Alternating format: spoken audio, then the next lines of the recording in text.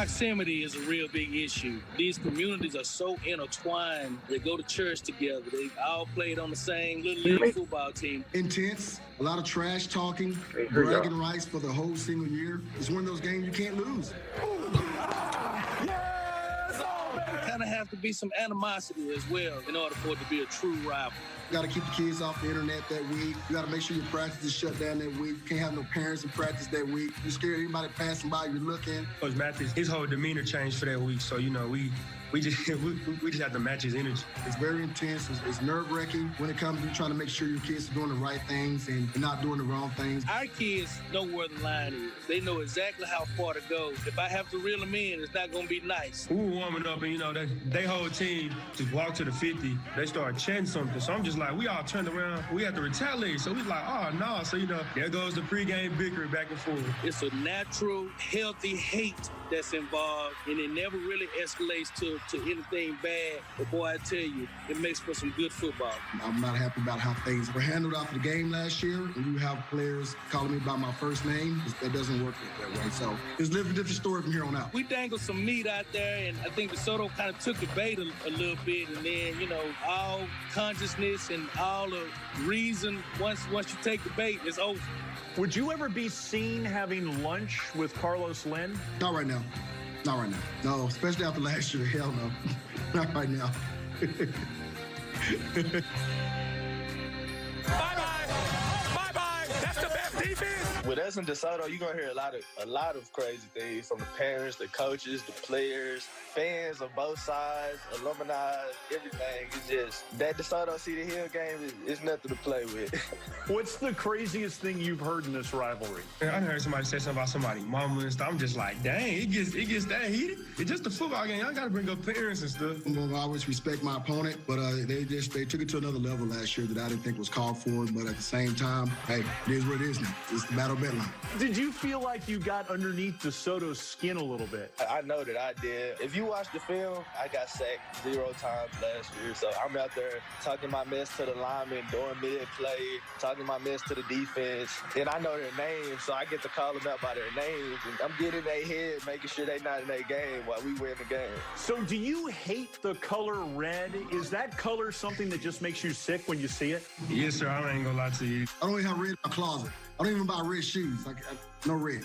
Do you make sure that you never wear it? I'm never going to wear that color. Like, Coach Mathis won't even allow us to wear that color. I told the kid today he had some red shorts on because we haven't given out all our equipment yet. I said, don't you ever wear red again. You know, I wear red. I can't stand red. Actually, my favorite color is green, but I won't be caught dead wearing it that week. You know, this year, we're trying to get the W, get our belt back, and that's pretty much it. Like I'm telling you, I almost got ran out of town. You think I'm playing with that? My first year, when we played Cedar Hill, I was up by 21 points and got beat. They came back and beat us. I almost got ran out of town. We can go 1-9. As long as that one is beat DeSoto, I can survive another year on the hill. In the Baylor Scott White Health game diagnosis, last year DeSoto went for 2 in the win, but got stuffed and lost their second straight in the series to Cedar Hill. The district is now 2 zones, so the winner will take the zone and most likely face Duncanville for the district title. And make sure you tune in next week. Producer Joseph Perales and AP Joe Abalmas will spend the week with the rivalry and get you inside it like you've never seen it before.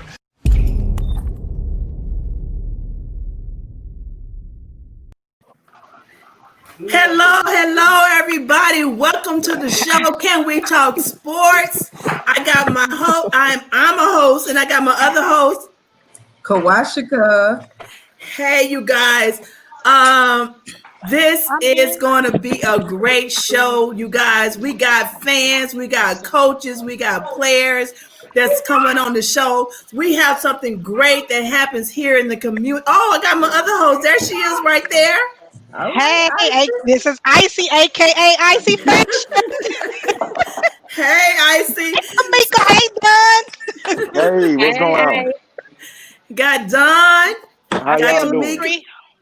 Larry, we can't see Larry's face right there. Hey, Larry. There he is. There we go.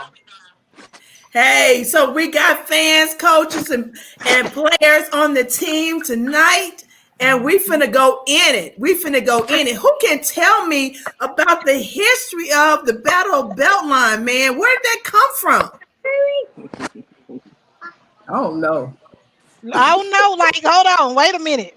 I mean, it was just nobody in here. I just know. Look, Durham, you was in it deeper and longer than I was. You from Dallas, well, kind of native from Dallas, so you can start it out now. You know what? I've been in it maybe about 10 years in on it. That's about. Yeah, I think the Battle of the Beltline go a little deeper than me as well. I mean, you got some cats like probably Courtney Jackson them and you know, some of them Philip Hobbs cats, they probably the ones who go deeper into the Battle of Beltline. You know, it's real deep. I think we some newbies to it. Yeah, But look, I talked to Courtney, you guys, and he was saying back then it was more of DeSoto and Duncanville. Yeah. So, but Arisha was saying that it might have been when McGuire came. I think when McGuire came, it really included Cedar Hill because he have the history of bringing Cedar Hill from no wins and never going to the playoffs to being in the playoffs. So when he got to making them something to reckon with, they became part of the battle because they started beating everybody in the area or being competition or whatever happened. I don't know if they were necessarily beating everybody like that, but they became a threat or something. Yeah. That when they became a threat, I think it became a battle then. Yeah, because it became. They said it got better each year that he was there. Once he became head coach, Coach Sack will be tapping in a minute. He can give us a little bit of deeper detail about it, which is he was a coach up under Coach McGuire as well. Well, you know what? Just because this is what's right, they won last year, so I got a little video to show to give them their bragging rights. Tamika, now, wait a minute. Not too much showing now. Not too much showing now. We're gonna give them their bragging rights. Listen, we did go for 2. We did go for the win. Now we could have tied it up and went in overtime. Right. Yeah. We did. And my pressure was the all-time high then. So I was just closing my eyes. Well, that's because our coach had confidence in our boys, and he know what we have. That's all right. That's okay. Trusted our boys. Man, I love y'all boys. I'm screaming for everybody on the wrong side. It ain't receiver core exists like that receiver core from last year. You had 4 of them lined up, couldn't nobody hold them. Look, I'm already ready to top the track. It's whatever. See what's gonna happen to me. Like, how about that? I'm getting it started. Going into the commercial. Miss Karen, come in to me because Let me go and give them their bragging rights so she can go on and cheer. Cause me and Icy is all right, y'all. Don't get offended now. I love BJ. Let me give you your rights right here. Okay.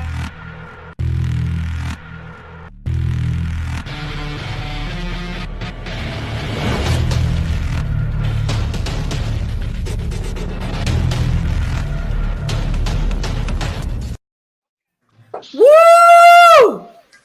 I'll cheer for you right there. You might have got to play it one more time. That was quick. It was quick, but that's all they need because after today, the reign ends and the battle start tomorrow. So make sure y'all do this. You see, I have to tiptoe a little bit. Fear. Yeah, because you're so tall. Yeah, because I'm not tall today. Where the D? Look, I'm getting crushed. Spirit! Them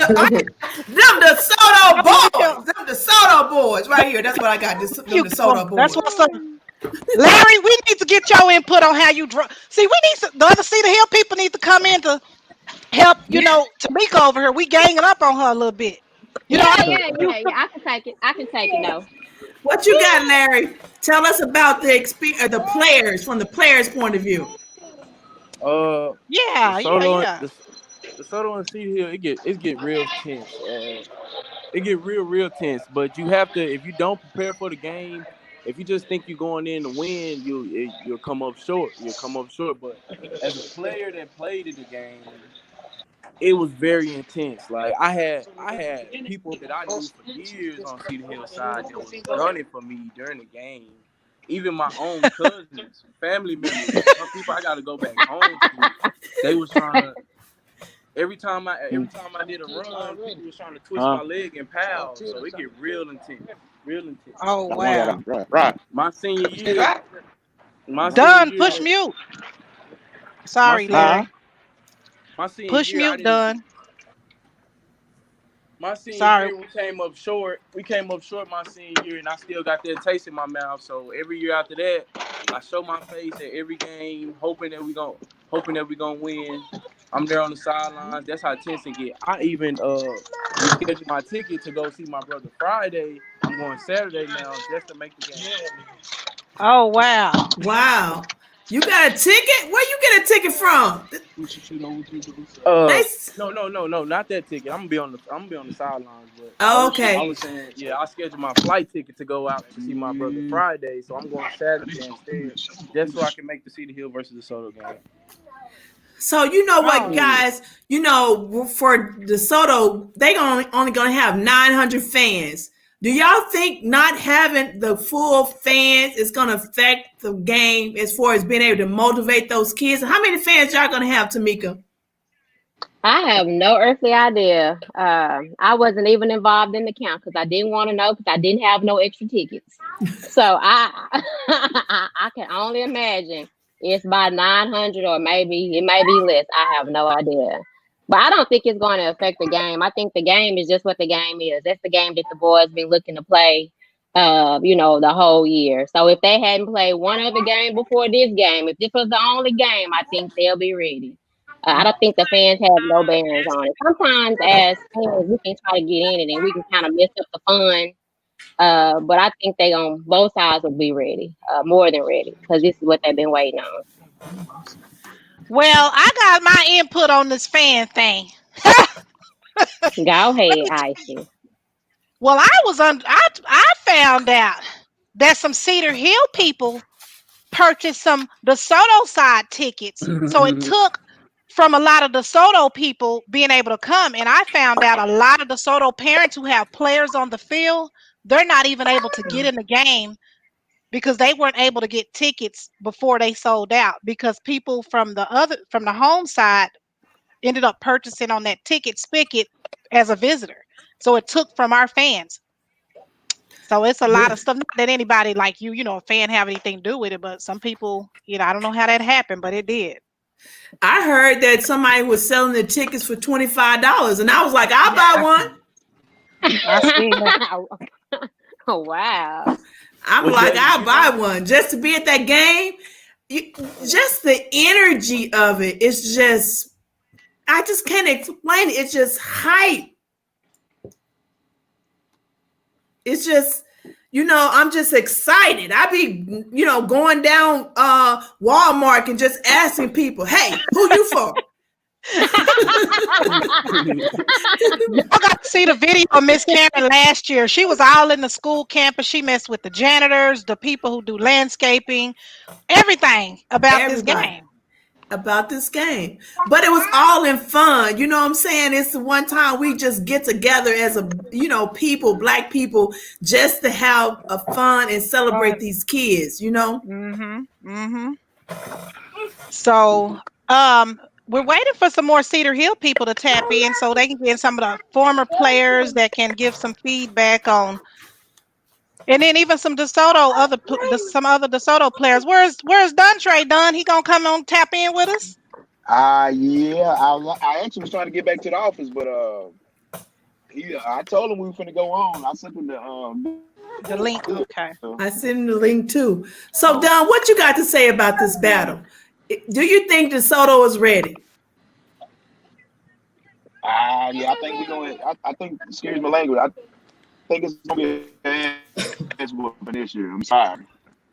I had to put it out there like that. Ms. Rainey, I love you. I love the Salters. Hey, I love the Salters or whatever. But my boy gonna keep them in the game. K-Saw gonna keep them in the game.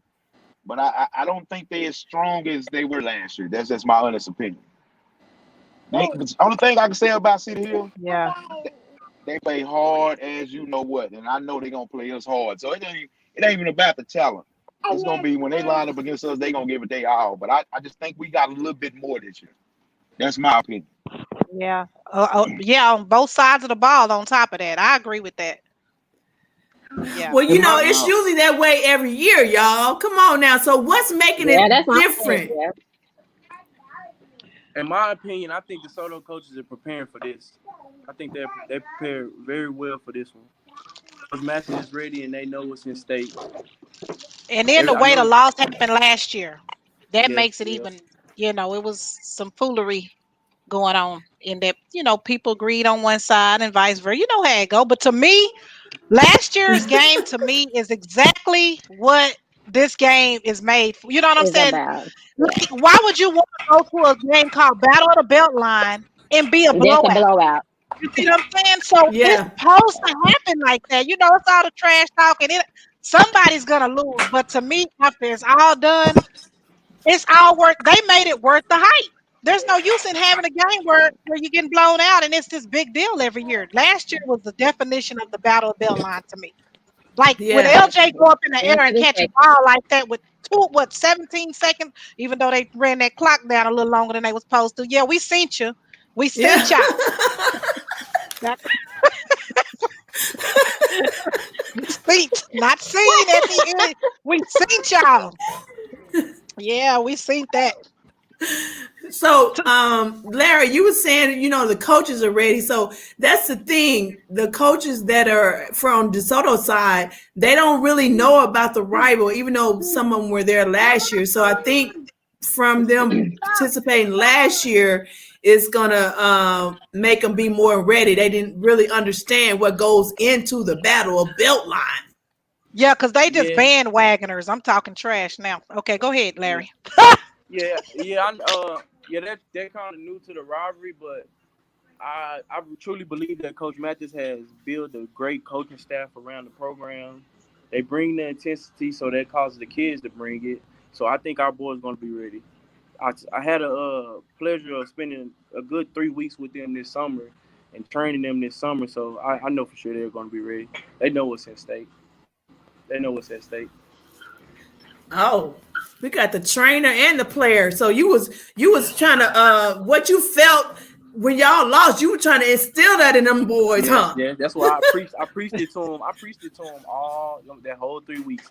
I even had one of the former 2017 players take his ring and run across the line and show everybody this what we all chasing.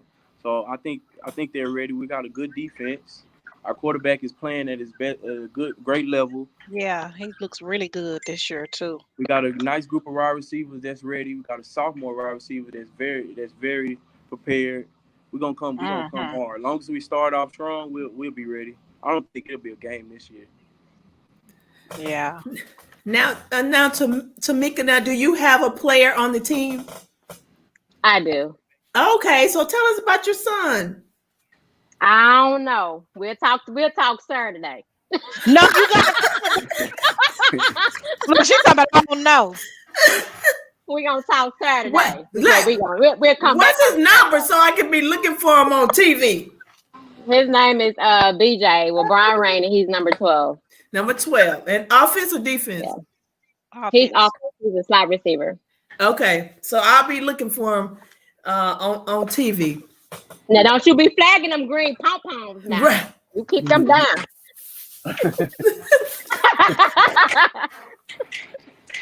I am, man.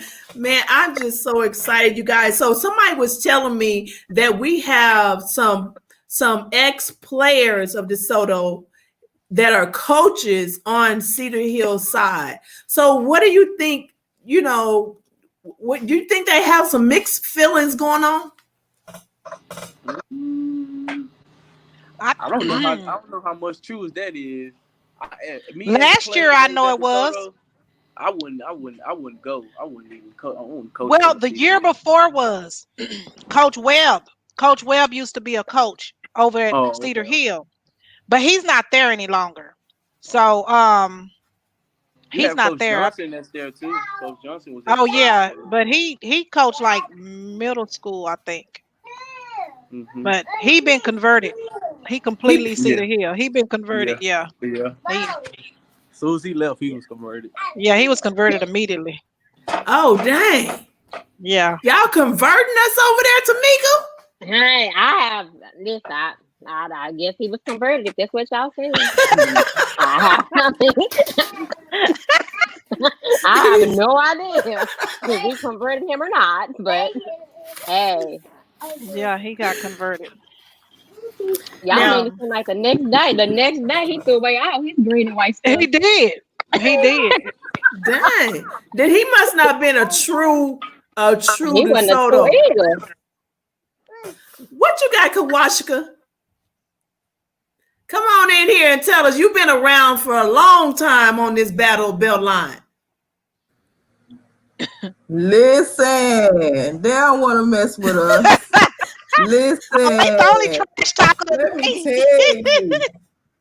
I kind of feel bad for her because she's on here by herself. So I said, let me Look, just see, they ain't play even came neutral on. We supposed to have real at least quick. 4 or 5 other Cedar Hill people came. They ain't came, Come on ain't out showed here. up, no shows.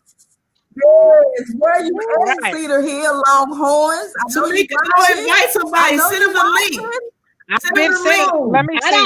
don't. I don't know who she reached out to. All I know is Icy called me and asked me what I joined, and I said yeah. And then I was working and talking on the phone. So Yeah, Quincy just texted me and said he's still driving. That he may not get to tap in. There go Coach Coach. Knapp. We got Okay. a coach on. What's up, y'all? Okay. And then we got another one on the way, Coach Sapp. Yep. What's up, Crash? What's up, Coach? Coach Knapp Hey. loves the Nixon boys. How you doing, sir? I'm good. I'm just smiles ear to ear right now. If you can't see, I got all my swag up in the background. Yeah. We see the DeSoto stuff. Oh, look, he put the ring up. Oh, he put the. Oh. I came prepared. I got my Coach Mathis visor. So let me take y'all back, Coach Knapp. Let me take y'all back, Miss Karen. Do y'all remember 2014 when Cedar Hill came and played at our house? We lost. That was the game. Who was that came out? Des Bryant came out. It was so packed. Oh, 2014. Yeah, that's the year That's Kyler my Murray senior had year. stood in the end zone. You said Kyler Murray. His daddy stood in the end zone. Coach McGuire. Yeah. Oh. yeah. Anyways, Oh my God. not that I remember anything like that, but That energy, it was so crunk. Oh my God, it was so crunk. Somebody, I think my son made a touchdown. Remember, KD made that 100-yard touchdown. Ran the ball back. the same game KC knocked out that linebacker. Yes. Yeah. Yeah. I'm telling you, it was so packed, but we ended up losing. But it was still a good game. It was still a good game. When That Final was score, your final score is 65-42. Oh. I got all my stats right here. Okay, so Coach Knapp, so you can tell us how many years you got in the history of the Battle of Beltline. Tell us about that. So my first year at DeSoto, I came with Coach Mathis from Austin area, and it was 2008. We didn't play, and then 2009 was Murph and Zach Orr, Polite, all those cats, DT. We played on ESPN, and had a great first half. Got up big. Game looked great. They had a kid named Hayes, running back. That I think he Mason Hayes. Mason Hayes ended up going to A&M, I believe. And he had a great second half and got us. And they ended up winning that 44-41. Stats were even. Both teams, two great teams. You know, Cedar Hill was coming off the hype of this 2016 with William Cole. We were new, trying to get our foot in the door as a new staff, and had a great group of kids. And in 2010, we didn't play again. And then they realigned the districts, and we came back in 11 and blew that thing out 45-13. 2000 Yeah, that was dub, 2013 dub, 14 and 15. that's Dontre them year. That 12, 13 year. Yeah, 14 and 15. Cedar Hill probably had their best teams. They had 13. They had the offense with DeMarcus Lodge and Justin McMillan, LSU, Ole Miss. I think Lodge had like 200 something yards receiving. Like he was unstoppable that night. And then we got to 15, and it was the opposite for them. Like they had the best defense that I've ever seen for a Cedar Hill team, and they ended up.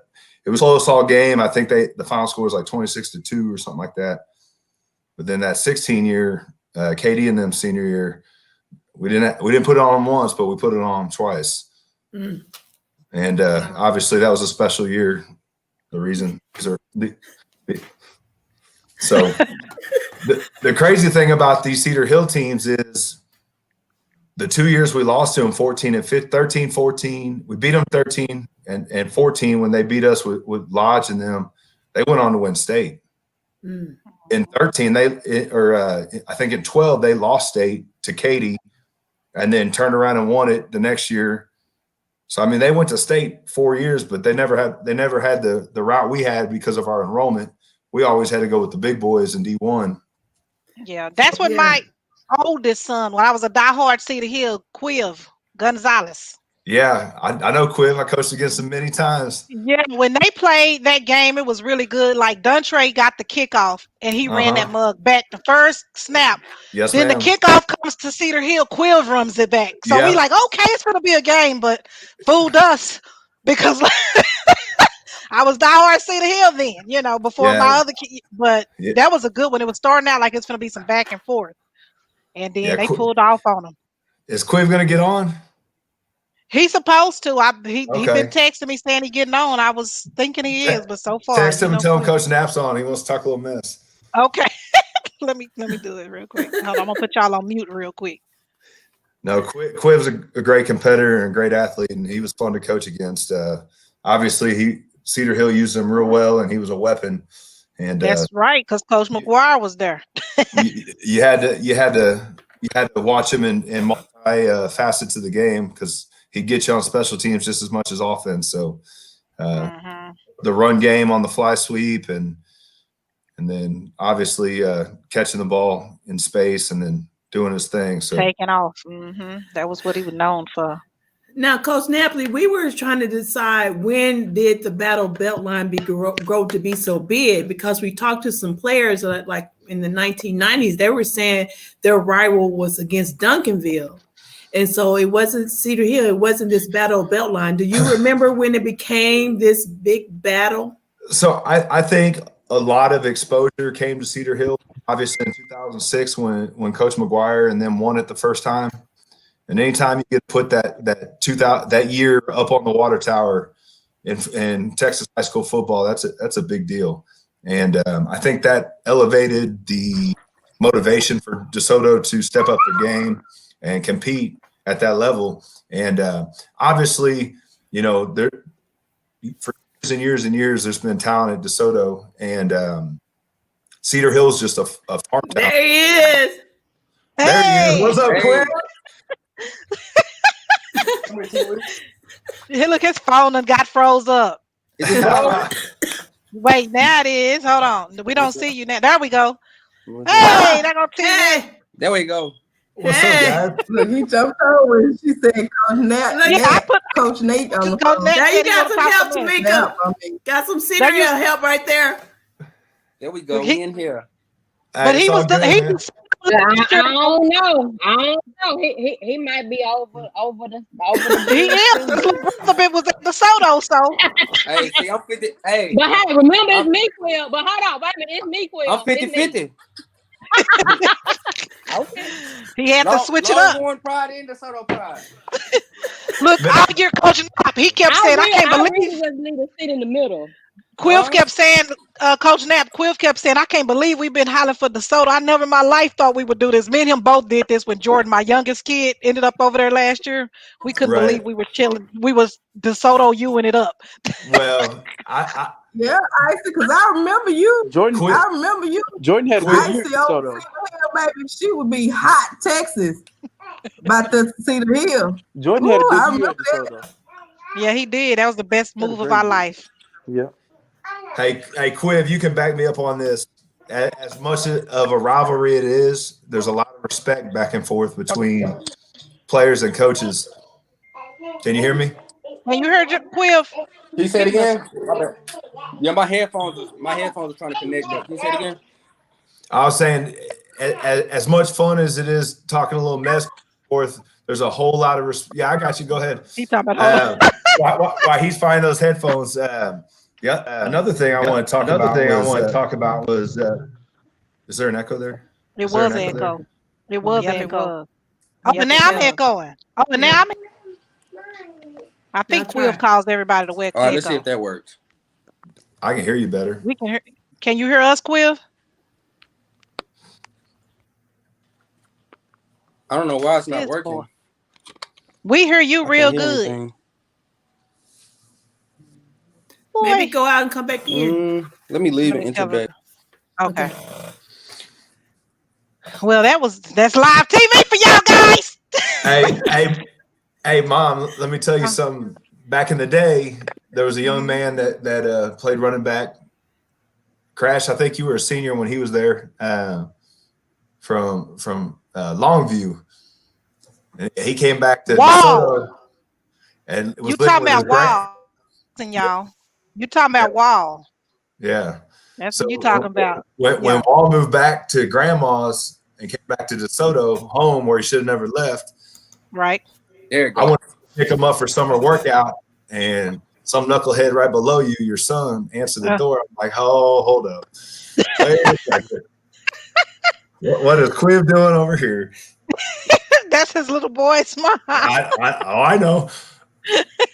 But what I was gonna say was like, the cool thing about the Battle of Beltline, since Miss Reese brought up when did it happen, it's the communities are so close and so interactive with each other that yes, you're either a horns up guy or a horns down guy. But there's a lot of respect between the two communities because they're so intertwined, and that's the cool thing about the rivalry. So, yeah, that's true. That's true. I had the pleasure of not this past summer, but the summer before, working with Jared Rayford, and I didn't know why God put us together to work together, but he ended up passing away not too long ago. So rest in peace, Jared. But he was a running back for Cedar Hill, and we had a great relationship after the fact of high school and football. Yeah. So Quiv, what did Battle of the Beltline mean to you coming up as a Longhorn? You know, at that time, we all was Longhorns in this house. Man, I just wanted to win, because Dontre and all those guys were in summer track, and they always used to talk trash to us, like, DeSoto, you. Yeah, y'all were what, AT Brown? We finna get it. Y'all ran that relay, AT Brown? Yeah, we finna win. Unfortunately, we never beat them. He said, unfortunately, we never beat them, but that's okay. Hey, Quiv, if you would have come over to DeSoto, you would have had a good running backs coach. Hey, man. Just saying. Because Morales ain't fat. And what year he played? At Cedar Hill? Quill. He graduated in 13, but his last football season, it was 12. When the year they started the trend Cedar Hill to get to the state. They started that. They got him to state. They didn't win after that. They went back to back after that. But they put the momentum out there. Done trading them year in DeSoto. Yeah, done trading them. That little sting right there was his team won. Back to quarterback. We won one time with you and Coach Knapp. What was our quarterback name? I'm sorry. Dontre senior year? No, he's the small. What's his name? Yeah. Desmond. Yeah. Desmond, he was called. Yeah, he didn't play neither. What about D. Will? D. Will played with y'all too, Quiv, right? The year after he won state with y'all. Yeah, with D. Lodge now. Yeah. Yeah, he had worked. He was on his class. He was in my class. We class of 14. Introduce yourself, T. Witt. I'm Tamunzi. I played corner. I played DB at Cedar Hill. I was number 8 my senior year. State champ, Yeah, state champ. Went twice. something DeSoto can't say, you know. They can't marry. I mean, can't either. I'm a god. Yeah, we won state, baby, in 2016. What you mean? Hey, if we're gonna go there with it, 2016, I'm gonna show you this one. Look, Quill. Hey, Quill. Ooh. Hey. Oh yeah, that's nice. So that was 2009 when we beat Cedar Hill in the state championship of basketball. Oh, okay. Oh. Look at Quill. Guys, Quill got There you go. There you go. Let me see it, Quill. Yeah. There it is. This is number 2 of the track side after we beat y'all in district. See, Look, y'all needed help. Track side, you can't even argue with that. Y'all needed some Longhorn help over there, Tremaine. I would have loved to coach you as a high jumper, but you never came over. You heard what he said, Coach Knapp? He said y'all just needed some Longhorn help over there, and that was Tremaine Acey. He came on and gave y'all a hand. Hey, you know what? You know that's the truth. You can't lie. I believe there was I believe there was a DeSoto safety on your team when y'all won state in 13. Who? Who was that? The tall, skinny boy used to play receiver at DeSoto and transferred to. Oh no, they're talking about that was a year after. That was 15. Don, I forgot his name. No, who was that? Yeah, he played. He played receiver for us as a freshman and transferred to Cedar Hill. Yeah, and then played safety for them. Yeah, hard. Oh. Hey! You guys remember in 13 when y'all won state, right? Yeah. When y'all went to Division II to win state. Here we go. We were the smallest school. Because I got my stats right here, and I believe when we played in district, we beat y'all 47-20. Oh, we also and we had 400 yards of offense. Oh, so that's coach's fault. But coach got you the state championship. Coach's fault. Okay. All right. Cool. Let me say something. Y'all never had to play Kyler Murray in the playoffs. That's all I gotta say. He kept me from filling up my whole hand. Exactly. He kept me from filling up my whole hand. If it wasn't Kyler Murray, I'd have 4 more. That's right. Call your coach, Quinn. We played Jamal Adams. We beat Jamal Adams. Yeah, he's good. You're right. True. Taylor. Anderson. Yeah, Anderson. We beat them guys. So and they had that tailback at Katie too. He was cold. Yeah. You're right. So look, y'all played some good cats. I'm with you. Coach Sam. What's going on? Is that Sam? What's up with it, Sam? What's up, baby? Right. I thought you being a deer blind or something. No, I just walked off the football field. Hey man, I need that deer. That's about that defense, though. That 2013 defense, though. Oh yeah, pretty good. Hey, Miss Karen, I got to tell a story about Coach Sapp. Okay. We had a coyote or something that was going number 2 on our football field, and Sapp volunteered to come spend the night at DeSoto to shoot that coyote. Oh my God. I was back in about 12. Dang. Was it the true story? That's a true story. Did you shoot him, Coach? No, I didn't shoot him. We didn't want DeSoto police to take him in because we loved him, even though he was on that other side of the town. But DeSoto would have had me arrested just to keep me on the field. That's right. It was a setup, Coach. Yeah. We knew the key to the defense. See, y'all trying to take our coaching staff so we don't beat y'all. Except for when the DeSoto coach went to Cedar Hill and tried to steal our signs, and we still put the dub on y'all. We got the Cedar Hill people falling in now. You see? Now go Isaiah. What's real up, quick. Isaiah? Yeah. So real quick, y'all. For Coach Sapp, let me ask the question. Karen asked him the question about what it means about the question. What does Battle of Beltline mean to you, Coach? Yeah. Well, I'll tell you what. When I came to Cedar Hill in 2006, I'd been coaching at a lot of little schools. And so 400 people in the stands would have been huge. And when I get to Cedar Hill and we get to the week of DeSoto, it was just another game to me.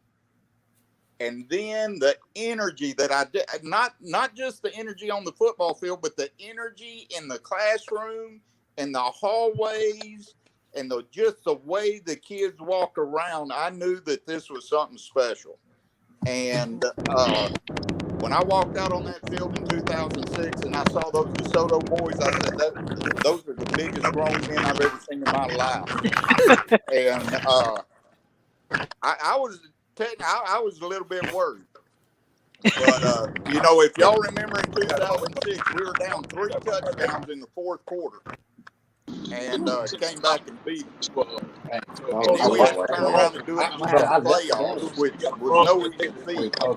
But I honestly believe that rivalry might be the greatest high school football rivalry in the state of Texas. And I've coached at a lot of places, but that is something special because those kids wanted to kill each other on the field, and then they'd all go hang out after the game. And that was just the craziest thing to me. I mean, they would fight each other to the bitter end, and then they would go hang out. And we all going to Ice the House. Get your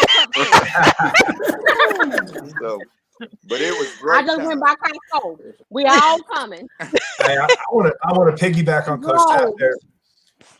In that 2016, they had a special cat over there, last name McCole.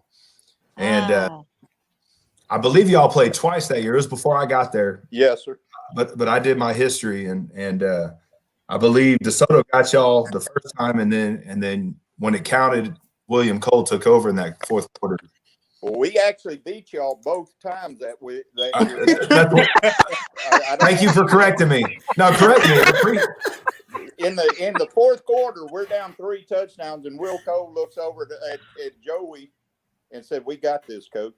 We got this." Oh, wow. I think Joey said, "Well, you better hurry up and start. We're down 3 touchdowns." And we went down, scored. I think we went for 2 right there at the end of the game. I can't remember. It's been so long ago, but we won the game. Mm-hmm. And then just the playoffs, we put a whipping on them. Yeah. Put a whipping on. You put it up on the water tower, as I mentioned earlier, which is the goal of any. What year, Coach Sapp? What year was that? That was 2006. 2006. When they got their first state championship. Was Mathis? What year did Mathis come to DeSoto, y'all? Was he there at that time? No, we came in fall of 2008. Yeah. Oh, okay. 2 years later. Yes, sir. Who was the coach there prior to Coach Mathis? Because only way I knew about DeSoto was Coach Mathis. Dave Meadows, who's now down in the Katy school district coaching, was the coach before. And so look, good thing, like Coach, like you said a while ago, even though I'm diehard DeSoto now, but to defend my son in the middle of the screen right now, and y'all talking about the D2, Katy was like an Allen. Yeah, they were sad. It always have bothered me when people say, "Oh, y'all won in the D2 rankings," but everybody knows that's dealing with school population. That has nothing to do with talent. Right. So you're telling me if a kid like Quiv went and played somewhere like at a 3A school, he's less talented than what he really is, just because his parents happen to live somewhere that he has to go to that school. Because when DeSoto ended up winning their state championship, they won it in D2 bracket. You're right. Right. The best bracket. Yeah. So, and Coach Sapp can back this up. He's been doing it as long as not longer. But like the crazy thing about UIL is every 2 years, like you get thrown a deck of cards, like you don't know. No. And I like to talk a little mess just to have fun with the panel, but there's a lot of respect between these two programs. And the coaching staffs that have been there are still there and have gone other places. You're looking at some of like personally in my career, you're looking at some of the best coaches I've ever worked with at both schools. And you got Coach Mathis went to college, is now back. You got Coach Baylor. Coach Lynn was there in 2006 as a DC, I believe. Coach Sapp. Yes, sir. I mean, you're looking at some great coaches. Mark Henry just put on the panel. I'm gonna chime in on that. But you're looking at if you look at that Southwest corridor between I-20 and 35, you got Lancaster, DeSoto, Cedar Hill, and just on the top of that, Duncanville. Duncanville just got in the mix. You're talking about some of the best talent in the state of Texas every single year. Yeah. And just to go back to talk about the D1, D2 thing, when we played Allen, their enrollment was over 6,000 people. Yep. Wow. Those 4 years we lost to Kyler Murray and Allen in the playoffs, twice in the state semifinals, twice in the second round. You combine Cedar Hill and DeSoto, we still have less enrollment than Allen. Wow. And I promise you, if you put our two teams together, we could beat some college teams. Yeah. Oh yeah. Look, my maybe the Cowboys. You might we need beat the Cowboys. defense. Right? Look, the Cowboys. Oh my gosh. Somebody. I'm not going there. I'm from Missouri, so I can't talk about Cowboys. So, hey, you guys, somebody asked us a question. Who's the greatest player to come out of both schools, Cedar Hill and DeSoto? Who you guys think that is? But what year? I mean, they said like over the course of time. I'm thinking they're saying. To me, I'm gonna say Duntre all day long, and then on defense, Taylor Young. Oh, wait, that's good right there. I like You Taylor Young. know about this stuff, boy. Your mama know. That's good right there. All day long, I'm gonna say. Okay, so what about Cedar Hill? Larry Nix. Hold on. All day long, I'm gonna say Larry Nixon running back and KD. Well, Y'all do realize DeSoto's got a Super Bowl MVP that we There you go, Von Miller. I forgot about Von. Oh crap, I forgot. Sorry. Yeah. No disrespect. 2006. Yeah. But then you Coach, you go back. Probably the most dynamic player we had, and when I say dynamic, I mean a kid that just could take over the game at the high school level. No offense, Quiv, but it's got to be Will Cole. Will Cole. That's what I said too. Just a kid. And then he was the next. Then he was the next Will Cole. Yeah, there you go. What year Will Cole came out? Special. Quiv was special. There ain't no doubt about it. We used to call it Cedar Quiv. They did for real. Freshman English class, so. But yeah, Will could take a whole team on his back and get it done. And as a high school player, now we got guys right Coach. Now, we got a kid playing up for Chicago right now, Chicago Bears. I like Elijah Olabo too, though. Yeah, Elijah. Elijah's good. Yeah. The GOAT. I was trying to get him on too. He should be on. He's probably good at football practice. So yeah, I texted him, but I messaged him, but he didn't probably get to see it. I forget he coaching college as well. Well, he's back in high school now. Oh, is he? Okay. Yeah, okay. He coached the national championship team at East Tech or A&M Commerce. Used to be East Texas. Oh, that's right. He sure did. Okay. And won the national championship there. Now he's back over here in Arlington. At Bowie, right? At Seguin, I believe. Seguin. Okay. Seguin. Yeah. Okay, that's true. I forgot all about that until you just brought that up. But Yeah. he needs to get back to college. Coaching. Yeah. He's a good kid. Always nice. So in my like I want to talk about who I coached against first, because I didn't ever coach against Will Cole, but anytime you got a kid like that has the ball in his hand every single offensive snap, he's pretty special. His comparison from who I coached at DeSoto is Dez. At any point, Desmond White could change the game. Absolutely. And he did. Unfortunately, there was another guy that wore number 1 for Allen that was pretty darn good too, that plays every Sunday. Right. Right. And that's how special he is too as well. Mm-hmm. But looking at other guys I coached against at Cedar Hill, Quiv was always a headache to playing for because you had to worry about him on special teams as a receiver, getting the ball out of the backfield. We can talk about the linebacker core and some of the D linemen they've had over the years. I mean, they've had a lot of special kids on defense. And as an offensive coach and a running backs coach, trying to figure out how to block that front when they're doing their slants and they're wrapping their backside linebacker, and it gives a false read to the quarterback. I mean, we had to do a lot of special stuff just to plan for Cedar Hill in the run game. And like in 15, that was one of the best defenses I've ever seen. And Quill was gonna run that thing back every time he got it in his hands. You was gonna see him fly. He wasn't running; he was flying. That's true, right there. Look, there you go. Co-sign, son. Big matchup. So I coaching against Cedar Hill, like, you learn a lot. Like we got prepared for the playoffs playing Cedar Hill earlier in the year. And the same thing with them. We beat them in 13 and they went on to beat Katy in the state championship. Coach Sapp, if I'm wrong, y'all learned a lot from that game to get you ready for the playoffs. Oh, absolutely. So, I mean, that's what's fun about this rivalry. Yeah. So we have a question from Mark Henry. He says for us to talk about the quarterback matchup with K-Salt and Collier this week. Anybody want to chime on with the Cedar Hill quarterback, Caden, and then Samari? Nobody. I was trying to wait for somebody else to talk first. So I'm outside the loop now. My family has moved back to Austin, and I'm doing basketball now.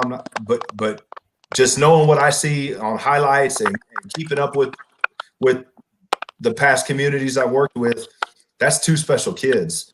Yeah. And they're both competitors. And like we talked about with William Cole, both of them can take over a game if they're on point. And I think somebody's gonna get mad at me, I'm sure, but K-Salt, that's his second year doing it at that level. So, like, to me, I think it's 45-55 matchup, but you got to give the guy who's been the guy for 2 years at Cedar Hill a little bit of an edge. Yeah. But the other thing is, somebody typing. Sorry, y'all. It's the second year of Coach Mathis' staff being back, so that's just going to make Collier better being in a system. Mute him until he talks. Go ahead. So I think Collier's going to be better this year than last year. And K-Salt's he's a dude. He's somebody you gotta plan for. So. And what I know firsthand from my son being a teammate of Samari. Like, cause he's like him and K-Salt, they both know how to move, but Samari's 100% healthy. People didn't know, but he wasn't 100% last year. He was dinged up last year, yeah. Yeah, no, but he just toughed it out. You know what I'm saying? So people didn't know that you're really not going to get the same quarterback, and you really haven't been getting the same quarterback that you got last year.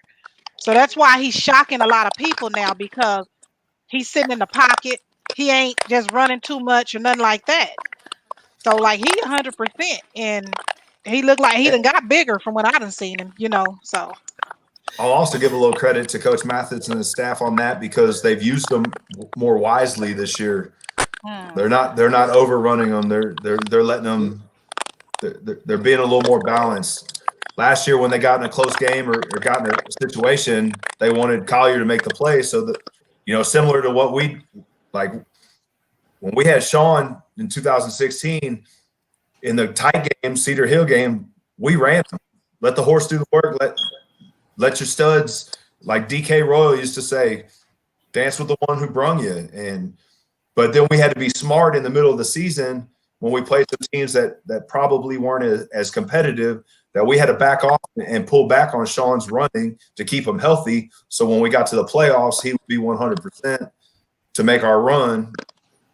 You know what I'm saying? So, I mean, you got to give credit to the coaching staff for taking care of their players and doing things that take care of the kids to get them in the position to be successful.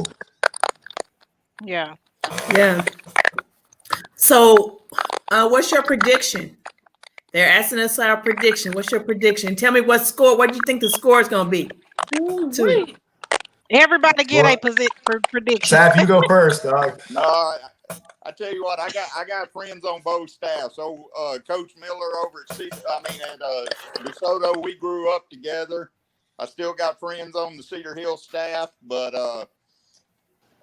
I'm gonna go ahead and say DeSoto. DeSoto's gonna take it this year. Woo! Put I up know for you. I'm probably gonna get some texts if anybody listens to this. I know, right? Quill, you know what it is, boy. Quill's Hey, I about ain't to gonna tell lie, you right though. now. From what I've seen, I'm gonna have to say DeSoto just because their D line is so crazy. I think Shamar and them are. they'll get to the QB pretty quick. Yeah, Shamar and Murph. And then Shamar and Murph is fooling, and like last year they didn't get to him like they wanted. They got a mission to complete, and they've been handling up. I'm gonna sit on Cedar Hill side for half, and then go to the DeSoto side for half. So my respect to both. So Marcus Henry said 31-28. If DeSoto's up, that's the half he's going to sit on that side. If Cedar Hill's up, that's the half he's going to sit on that side. Yeah, because your coach Quiv now is at Baylor. What's up, you Herman? You represent Baylor. You represent McGuire and Coach Sapp's group. That other group, you ain't linked with them, and don't ever think you are. Look at Coach Sapp like, I can't believe Miss Brown is saying this.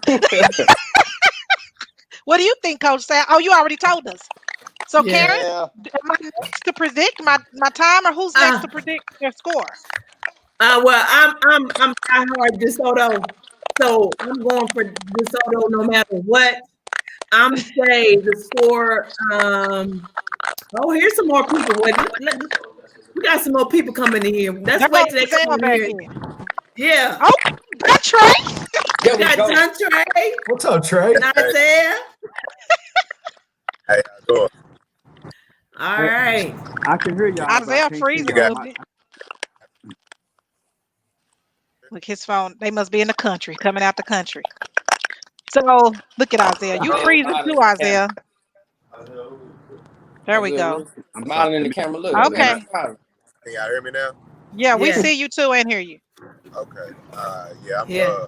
I'm in Florida actually. I just picked up my daughter. I'm headed back to DeSoto. Oh, okay. So tell us about Battle of Beltline. What that represent to you? You and Isaiah. That's love. That's love for me. I mean, I only played in it twice, but my freshman year, that was the big time game when they played on ESPN, and that's when I just got to experience, how big of a game it was and how much it meant, to both cities. So I love it, man. Last year it was epic. I felt like we should have won, but they pulled it off on us last year. But I think this year gonna be different. Yeah. I think this year gonna be different. But it's a beautiful game, and it never got to the point where it was disrespect. It was always respect. Us in the Cedar Hill kids, we always been cool. We pretty much grew up together, and I'm sure it's like that now. So, it's gonna be a hard fought game. Nobody's gonna be outnumbered, regardless of the talent on the team, because, like you said, it's a real battle. So each team is gonna come to play, and I'm looking forward to it. And it's gonna be good weather too. It ain't gonna be cold like it was last year. Yeah, it was crazy last year. Or rain. It usually rain. It's gonna be pretty good. It's gonna be a nice turnout. It's gonna be on TV too. So yeah, it's gonna be a nice turnout. Can't wait to see it. Since you brought that up, Dontre, I do, as somebody that lives outside the DFW area now, I want to appreciate and say thank you to WFAA for their coverage, to be able to put it on YouTube so everybody can see the best rivalry in the nation, and definitely the state of Texas. And the other good thing, like Dontre just mentioned, is there's a lot of love. Like when I see the pictures and the videos of BJ and Moore praying with both teams, and like yes, we're gonna battle on the field, we're gonna get after it, but at the end of the day, like, it's community, it's family, and with all the crazy stuff going on in the world right now, what better to have than a good high school rivalry to forget about politics and COVID and all this other nonsense and just have some positive light and showcase these kids that are so talented and these coaching staffs that work so hard. So that's what I'm excited for this year's rivalry. It means a little something different this year, I think. Hey, y'all, I just noticed something. We got two legends from two separate schools from Battle of the Beltline on the screen at the same time. We got Duntre, who is a legend at DeSoto, and Quill, who is a legend at Cedar Hill. And then you Yeah. got the Cedar Hill coach right in the middle, and then Coach Knapp from DeSoto. Like, this really worked out. I just took a picture of it. I'm going to post this later. But Trey, you came on a little late. We asked everybody, what did Battle of the Beltline mean to them when they played ball in high school? What did it mean to you? Like, what was it? What was the passion about for you? A dub. That's what I said. That's exactly We didn't win. Exactly. But what's your claim to fame, though, Trey? What you tell everybody every time? I ain't never lost to who? He always say, I ain't never lost to Cedar Hill. They look run. They look run. They won. I'm sure if they would have beat us, they would have been saying the same thing. Yeah, man. It's all good though, you know. All right. Now, Dontre, you know, with the COVID, it's not going to be as many fans in the stand. Do you think that that's going to affect the game as far as the cheering of the fans to cheer the teams on? Oh no, because the reason that being is because all the players' family will be there. You know, so the atmosphere won't be different. You know, it won't be as loud, but it's gonna be pretty loud for the amount of fans that they're gonna. Because they're not allowing the band come, not DeSoto's band, right? But Cedar Hill band will get to be there, right? Yeah, you know they. Oh, it went quiet. They're not letting the band go.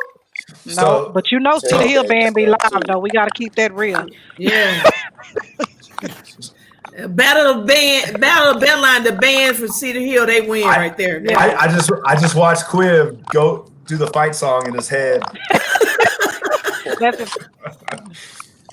So a lot of those decisions, unfortunately, as coaches and for the fans, are taken out of our hands because those are decisions made by the school boards and the DECs and UIL and the fact that we're playing a game and fans are going to get to be there and with everything going on. So we got to see the positive in that it could be that they just said no and shut everything down and just let the kids play with nothing.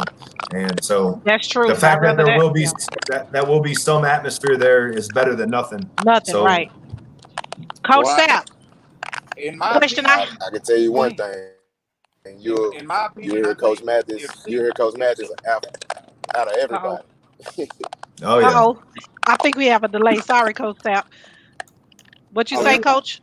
I was just saying. I think the crowd is great, and it helps in some games. But I think when Cedar Hill and DeSoto walk on the field, the energy would be there with the players, whether they're a single person in the stands. I mean, there's a lot of pride, and we talked about that pride a lot when I was coaching there.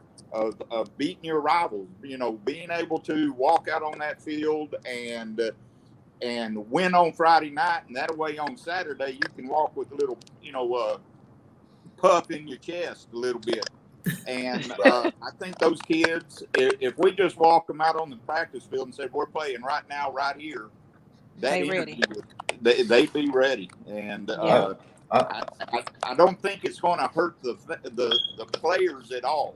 Now, the fans in the stands, the atmosphere might be a little bit different, because it's not going to be as crowded. It's not going to be as loud. Probably not as much trash talk that I know goes on in the stands. But I don't think it's going to bother the players. It's not going to bother the coaches. They're going to go out there and they're going to play their hearts out. And every game that I coached against Coach Knapp, but even before he got there was always going to be some kind of drama. And Yeah, you know, pregame. whether it was Even Bessie told me to. pregame, whether it was The game is going to be the game. there's going to be some drama there because The Wednesday or Thursday when tombstones show up at the field house, all that stuff. Yeah, Oh wow. all that stuff. Now, Trey, what you say, Bessie? They had a rival in middle school too. Oh, it goes way past varsity football. It goes JV, freshman, all the middle schools, and Coach Sapp can speak to this too. Like that's on the goal board. Beat Cedar Hill, beat DeSoto. That's on your goal board. Yeah. Like that's the neighbor rival. That Coach said it best. You want to beat your rival so you can have that swag the rest of the weekend. And when you go to Buffalo Wild Wings and all the other kids are there, you know, it's just that's what's fun about high school football in Texas and rivalries, you know. And look at now, 2012 grads. It's 8 years later. They're grown men with families, and here they are chopping it up, you know, with their parents on and old coaches, and I mean that's just cool stuff. Oh, there's Zay. Yeah, he said his connection was bad, but the rivalry is definitely the best, and his prediction is 31-24 DeSoto. Oh, Zay came in with the 31 Cedar Hill and 24 DeSoto. Okay. So all right. Okay. Isaiah walks with that CHHL on his chest, just like every other Cedar Hill player. So 31, DeSoto 24. Did you give us your score prediction, Quill? He said DeSoto, but he didn't give a score. He didn't give us the score yet. So my prediction, they're gonna win by two touchdowns. Okay. My prediction. Let me see. I'm just gonna throw a number out there. You gotta zoom the camera in. I'm gonna say 64 DeSoto. Oh my God! Oh wow! That never happened. Wow. 64 DeSoto, 7 Cedar Hill. Woo! Now facing them Eagles. Eagles. Hold on now, man. You gotta have a little Longhorn pride. I don't know if it's any in there left. McGuire gone, I'm gone. If ain't nothing in there left, Quill, you gone? McGuire gone, Sapp gone, I'm gone. So you think they're gonna shut down Saucer? They're gonna shut down quarterback? About Coach Mathis. The only person who's scoring tomorrow is K-Salt. I'm gonna go and give them 14 because K-Salt is gonna score twice, and that's it. Everybody else gonna be a little shook. That's it. And let me tell you, Coach Mathis have a serious situation that he got to get back at. He finna let them run that thing up on him. It's just, you know, the disrespect that happened during the game, after the game. Then you took a picture with DeSoto's football in your hand. It's going down tomorrow. So, y'all, DeSoto boys, don't make me look bad. Please don't make me look like I did too much. Hey, I'm just being me, you know. Coach Sapp, you shaking your head down there like, why did you say that? You know damn well that the 64 points is too many to get. Are you trying to say they ain't got no defense? Is that what you're saying? Have you seen them play this year? No, I ain't heard about them. When they good defense, you heard about them. And what defense you been hearing about? You've been hearing about Murph and Shamar Turner. I ain't heard nothing about nobody at Cedar Hill but K-Salt. If it wasn't for K-Salt, Cedar Hill would be a long lost story at this point for the last 2 years. That's just the real truth. And really, K-Salt is a DeSoto kid, so it is what it is. They didn't go seek their own talent. They got some of the guys that McGuire molded. They got some of the guys that McGuire molded, and they utilized them, but didn't know how to utilize them, so they lost some. And some of them with a coach or two off a Beltline that know how to use real talent. So this Battle of the Beltline, we speaking our mind tonight, right? See, a scorn Cedar Hill fan. Just stand up, Coach Sapp, stand up. All the real Cedar Hill coaches stand up. Coach Sapp, stand up. Cedar Hill coach right there. There There you go. That's what I'm talking about. 'Cause we don't know what's going on over there. Even Lynn, he left and went where he's supposed to go and come back. I'm gonna leave that one alone. You I'm guys. gonna stay out of that conversation. You said you want to see what, Coach? I'm gonna stay out of that conversation. Right. I know you. I'll let her speak her mind. I'll just sit here. Yeah, I can't get in trouble.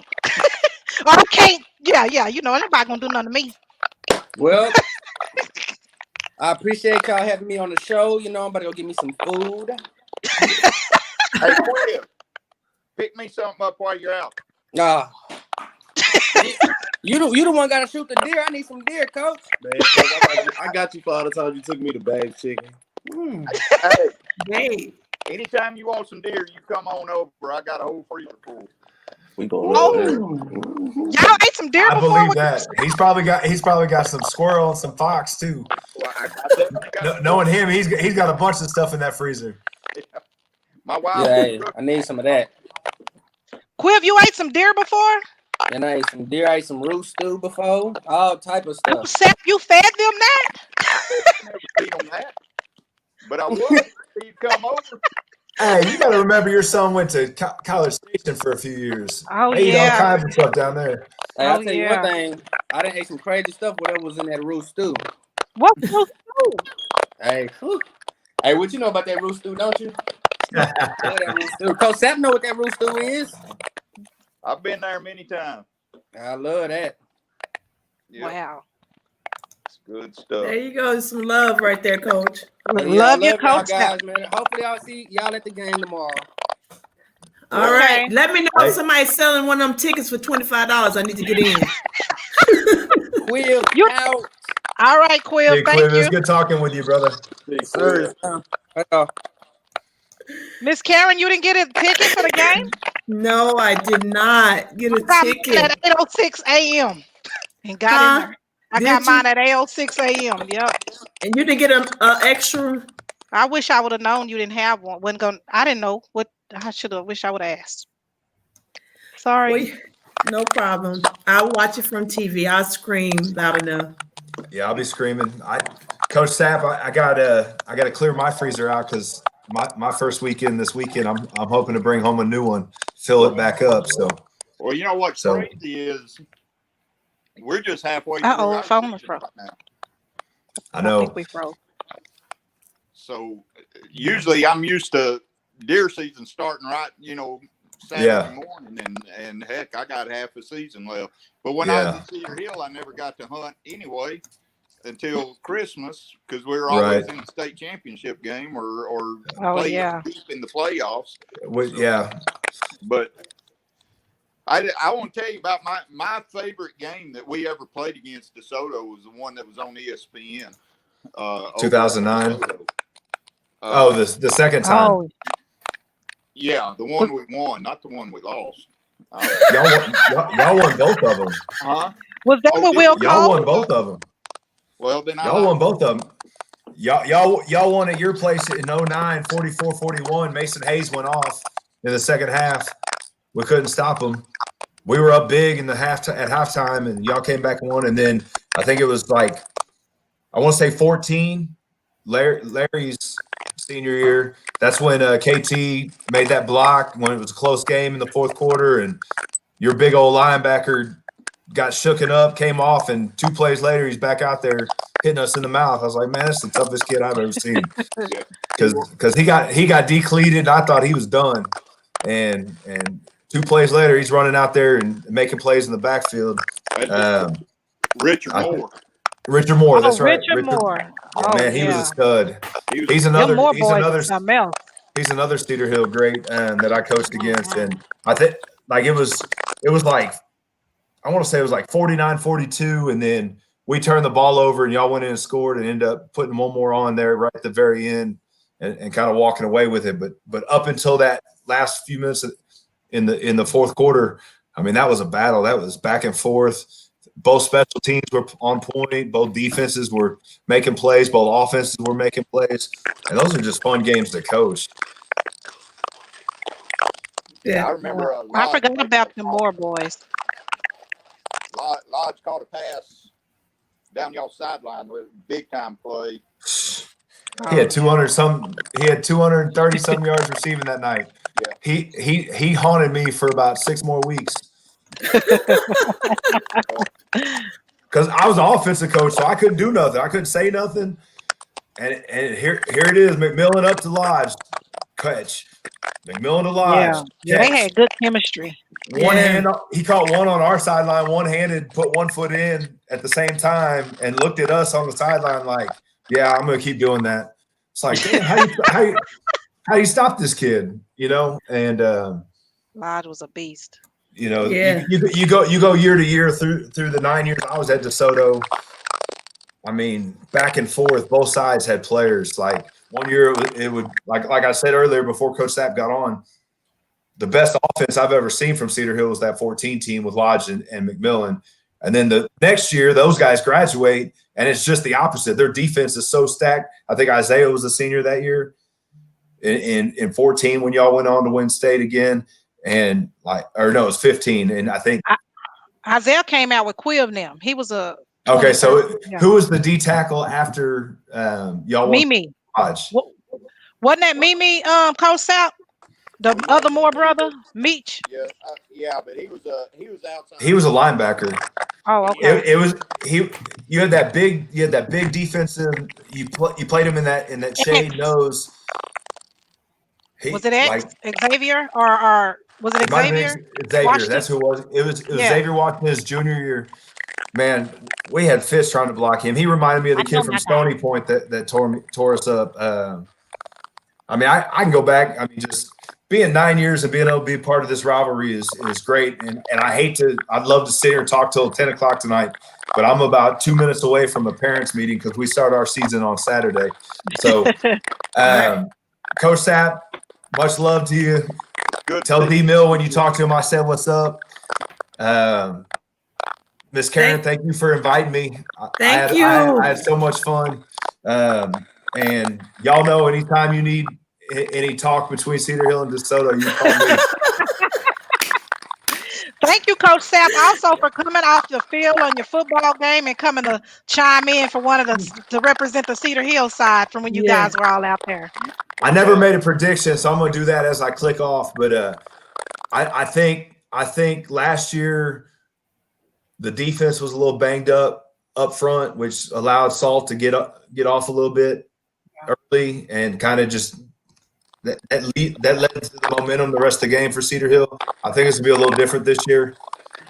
Defensively for DeSoto, I think Coach Mathis and the staff have their second year with the same kids to get back on what they're doing philosophy-wise. I'm gonna say both defenses show up. I'm gonna say DeSoto wins 28-21. Oh, okay. It wasn't crazy like my crazy score. No, you went out there. But I love y'all and I appreciate y'all and go Eagles. Oh wait, I got to get one for Claude. Yeah, it's on, baby. See y'all, love y'all, appreciate it. Bye. All right, thanks. Oh man, that was good. That was good. What's your prediction, Coach, before we let you go? I think I've got to see them play, DeSoto play once this year, and I got to see Cedar Hill play once, just on video. And I just think that DeSoto's probably just a little bit deeper this year. My heart's still with Cedar Hill, and I'll always, be a Longhorn. With that group of coaches that I was with, we bled and cried and wept together, and but just seeing them on film, I'm going to go with DeSoto, but it is a DeSoto Cedar Hill game, so there ain't no telling what's going to happen. There's no telling what's going to happen, right? Telling. Yes. That's what make it exciting. Yes. Everybody think this year this team is going to win, and you're a shocker. Yes, that's what this is just friendly, fun fire. That's all. It is. A little trash talking. The female Stephen A. Smith with me tonight. Like it. You got a future there. I got a future. I still need you to make me some designer socks, though. Some designer socks? Yeah. see all those great, beautiful dresses you make. I'm gonna make you some Michael Jackson socks, Coach Sapp, and I'm gonna engrave some. I'm gonna give you some. I'm gonna put a deer right on the side of them as an embellishment. Do them in camo so I can wear them hunting. Okay, don't be shocked when I say, Coach, here them socks we was talking about. You're gonna be like, you really made them? Watch. Hey, I'll pay good money for them. Okay, I'm gonna hold you to that. Yeah, you bet. Thank you, Coach. And I appreciate you letting me come on and talk and see some familiar faces and reminisce a little bit. Yeah, it was fun. I like how you stay in contact with a lot of the alumni. All those kids love you, and you stay in. Last night I was actually on the phone back with Miami. You remember? Eric Sutton. Yeah. And he was with Tamuncy Whitfield. Oh wow! And so Tamuncey's working at a car dealership in finance over here in Arlington. Okay. And, he was helping Eric get him a car last night, so they were sending me videos of the car and everything. But I try to keep up, and Facebook has helped a lot. Keeping up with these kids, and I've been doing this. This is my 29th year to coach football, so I got kids that are in their 40s, and got already, and I still keep up with them. And, that's good. That's the reason I do it. If they need something and they call me on the phone, I want to be there. And we've had some tragedies at Cedar Hill the last couple of years. I think we've lost 3 or 4 players, and I try to be at every one of their funerals, their visitations, and just to hug some necks and let those kids know I love them, and I still do and always will. So thank you, Coach. That's good. That's what it's about. Yes, building a relationship. Field, that's one thing. Seeing these kids grow up, be productive, raise good families, and make something out of themselves. That's, to me, I have 5 state championship rings. Wow. And I would trade every single one of them if every one of my kids would turn out the way we wanted it. That's right. Because that's really why. Excuse me. That's really what got in the business was to. My dad was a coach, and I saw the relationship he built with kids, and I wanted to be part of that, and this means a lot. But I still wear my rings every once in a while just to show off. Oh, that's what you're supposed to do, though. That's all that hard work and hard sweat, blood, and tears, and all the whatever they say, and then to build a whole connection outside of it, and that's what makes that group of coaches so. I guess as a parent, special to me too, and I guess I got a little bit extra overly passionate about things because I know coaches from you guys' group, y'all really genuinely cared about the kid outside of football. You know what I'm saying? And so just to know that sometimes there's a kid, not being specific or anything about anybody's particular names or nothing, but just to know a kid can be expressing something and they're truly going through depression, and a coach don't even take the time to talk to the kid to find out.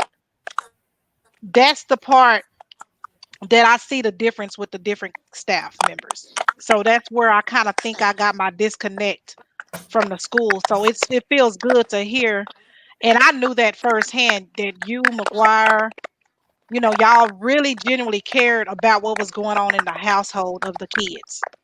And so, it just it's I don't remember any kids saying that they hate football anymore under you guys. They may have tried to quit or whatever, and y'all did y'all little thing, and they were just having a moment, and there they back on the team. You know what I'm saying? But sometimes now to hear the kids now that played for years to just be like they just lost the love of the game because of the atmosphere. And I think that the caring and the genuinely how you guys genuinely cared, that made up for that tradition that went beyond football. over at Cedar Hill. The TTHL that became such a tradition because it was love outside of the game football over there. When you and Joey, y'all all there.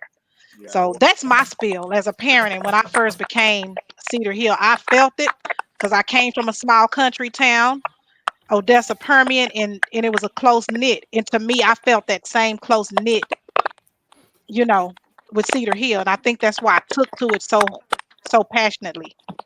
Well, I talk to Joey quite a bit. I talk to him probably every other day, either in a text or whatever. And we still have a large group text with all the coaches that were there when I was there. Oh, that's good. And so we're always talking and visiting. But being a Baylor guy, I talk to Joey a lot more than probably some of the other guys since he's down there. But the thing about Joey could chew a kid out. Getting his grill, and yet Quiv can tell you because he got it himself many times. I know. And he could chew a kid out, and that kid would walk off the field thinking, "Man, Joey McGuire loves me." And I'm just sitting there like, yes. But there was something about how Joey could chew a kid out, and that kid still respond to him like a father figure, like right, jack them up and all. Where you see some coaches don't, not talking about anybody in particular, but I've coached with coaches in the past that they don't go through that process of building a relationship. There you go. That's important. Kid, caring about his home life, caring about where he's from, who he is, what are your problems that you face when you go home, because when we see them at school, we don't see what they go home to every night. Right. That's some right. of my kids, and especially where I'm at now, I'm at an inner city school in Fort Worth. Some of my kids go home to absolutely nothing, and you drop them off, you take them home or whatever, and you see where they live and what they wear to school and stuff, and those are the kids that you need to love first. Yeah. And once you show that you love them, now I can chew you out. That's right. Because you weren't supposed to do. There you go. We called it coaching hard, not there you go. Chewing out. But you can chew a kid out when you have that respect and that kid knows that you love him. Where a lot of coaches don't take that first step that Joey and the staff that we had when I was at Cedar Hill. We went above and beyond. We couldn't get those kids to leave our office after practice. Because they just wanted to hang out with us. And I was like, dude, go home. And they're like, well, I just want to hang out and talk. And I'm like, I want to go home to my wife and family, and we would have to run them out of the office to get them to go home because they wanted to spend time with us. And that was really, really special. I know there was several times I came up there and I was like sitting in the parking lot like, Quill, what are you doing? I'm up here waiting for you. He in the office, laying around in the dang office and stuff. And so me and McGuire actually text before the podcast. He would have came on, but they have practice at the time. We text quite a bit. He texted me, he missed us and all that stuff. And I can give a real quick story real quick. If you remember, Coach, do you remember me coming to the field with Quiv's blankets that he didn't make his bed? Do remember that? You do? So I remember calling. I remember telling Quiv, if you keep, and mind you, he's sleeping in Jordan's bed, who's only like 8 years old at the time with Spider-Man blankets. I said, if you keep leaving out of here without making that bed, I'm going to bring this whole bed to the school and make you fold these blankets. He was like, Mama, you ain't going to do that. I said, try me. So he did it again the next morning. I called Coach McGuire. I said, Coach, we need to do the thing called a reality check. He was like, what's going on, Ms. Brown? I said, Quiv keeps not making his bed when he leaves here in the morning. And I told him what I had told him the day before. I said, he think I'm playing. He said, when you want to come? I said, I'm going to bring it to him right in the middle of football practice. He said, I got you. Just let me know when you get here. So we get there to the school and I come over there with the sheets and the blanket. Little old me just walking across the field. I remember Jared talking about, Mama, what are you doing? And I'm walking across the field. He's like, oh, man, Quill didn't make his bed. I said, you got that right. I kept walking, and the whole team just turns around. And I had just touched before I even did that part. Coach McGuire, I stepped on the track. He's in the press box that day. He talking about LaQuiviante. We just love you, son. We just want you to make your bed. He said it is. So Coach Benjamin says, everybody clap him up. And everybody, Dreyfus was there, Lovett was there. They all were clapping him up.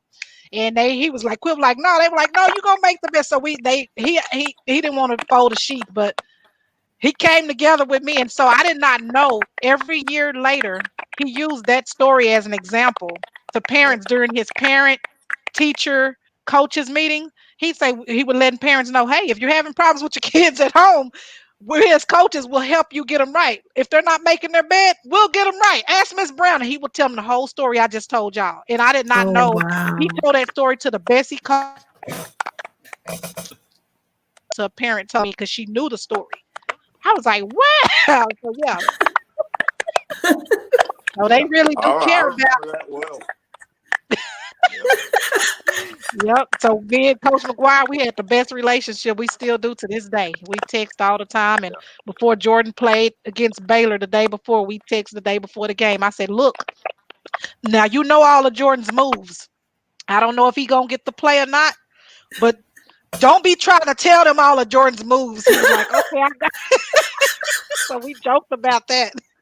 Jordan was like, yeah, mama, he know all my stuff. And I was at that. I didn't realize you were at that game. I was sitting on the 50-yard line with my wife and kids at the Kansas game. And I wish I'd have known you were there. Yeah. Oh, wow. I did not know. We could have hooked up down there. I know. But Jared came and see me at the end of the game and everything. Yeah. Yep. I think you posted some pictures of him and Jordan, your boy and Garrett on the sideline together after the game. Yeah. He came all the way to their tunnel to grab my hand over there. I was like, oh, that felt so special. Good. Yeah. I think he's going to be special up there. We waiting his turn. Yeah, we know the process. No, yeah. Yes, ma'am. Yeah. Well, all right, you guys. I appreciate y'all. I enjoyed it. Thank you for coming on, and thanks for giving us your story and how you, the relationships with the guys. I've noticed that over the years. So we appreciate people, teachers, and coaches like you. Yes. I appreciate it. Tell Quiv, I'm not kidding about the deer meat if he wants some. I got it. Okay, I'll tell him. All right, man. All right, Coach. We'll see you later. All right. Bye-bye. Oh, this was a great show. It was a great show. I appreciate everyone that came on and share. And we just show how you can have two communities that play against each other, but you can still come together and laugh and share those stories, the memories, and just get along. But we're going to be at each other tomorrow. Yeah, and then 24 to 48 hours later, we'll be all cool again. So, this was fun. This was fun. Thank you so much. Well, you guys, we appreciate you guys watching the show. Share and like this video. And hey, the Battle of Beltline is going to be on tomorrow at 7. Is it 7:30? Is it 7 or 7:30? It's either 7 or 7:30. I think it's at 7 o'clock. I think it's 7 o'clock. Okay, close out with the That'd be cute to close out with the video. Yes. All right, that's what we're gonna do. So, hey, you guys, we'll talk to you later. We're gonna close out with the Battle of the Beltline video. The U is gonna take full effect tomorrow. Woo! They closed us out with the DeSoto U chicks only. Right. Bye, Arisha. Horns down.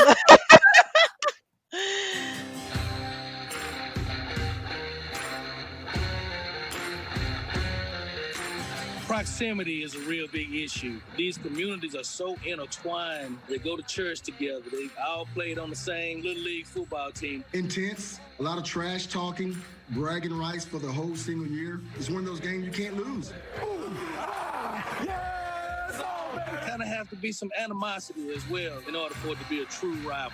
You got to keep the kids off the internet that week. You got to make sure your practice is shut down that week. You can't have no parents in practice that week. You're scared anybody passing by, you're looking. Coach Mathis, his whole demeanor changed for that week. So, you know, we just have to match his energy. It's very intense. It's nerve-wracking when it comes to trying to make sure your kids are doing the right things and not doing the wrong things. Our kids know where the line is. They know exactly how far to go. If I have to reel them in, it's not going to be nice. We were warming up, and, you know, they whole team just walked to the 50. They started chanting something. So I'm just like, we all turned around. We had to retaliate. So we like, oh, no. So, you know, there goes the pregame bickering back and forth. It's a natural, healthy hate that's involved, and it never really escalates to anything bad. But boy, I tell you, it makes for some good football. I'm not happy about how things were handled after the game last year. And you have players calling me by my first name. That doesn't work that way. So it's a different story from here on out. We dangled some meat out there, and I think DeSoto kind of took the bait a little bit. And then, you know, all consciousness and all the reason, once you take the bait, it's over. Would you ever be seen having lunch with Carlos Lynn? Not right now. Not right now. No, especially after last year. Hell no. Not right now. Bye-bye. That's the best defense. With us in DeSoto, you're going to hear a lot of crazy things from the parents, the coaches, the players, fans of both sides, alumni, everything. It's just that DeSoto Cedar Hill game is nothing to play with.